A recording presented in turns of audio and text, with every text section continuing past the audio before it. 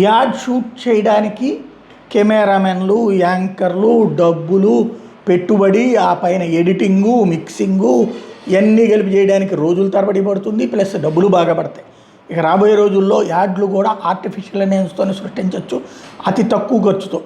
Nano banana plus make UGC plus video 3 ఈ కలిపితే అవే స్క్రిప్టులు తయారు చేసుకుంటాయంట. యూజీసీ స్టైల్ వీడియోస్ వస్తాయట. వందల కొద్దీ వేల కొద్దీ తయారు చేయొచ్చట. ఒక వీడియో ఖరీదు $1 అట.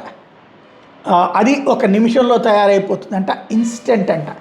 ఇది ఇప్పుడు ప్రొజెక్ట్ అవుతున్నటువంటి సరికొత్తదైనటువంటిది. అంటే రాబోయే రోజుల్లో యాడ్ ఏజెన్సీలకి కూడా ఆర్టిఫిషియల్ ఇంటెలిజెన్స్ దెబ్బ పడే ప్రమాదం కనబడుతుంది. క్రియేటివిటీ అన్నటువంటిది ఎవరి కోణంలో నుంచి వాళ్ళకి మనిషి క్రియేటివిటీనా మిషన్ క్రియేటివిటీనా ఏది అన్నది రాబోయే రోజుల్లో పోటీ రాబోతుంది.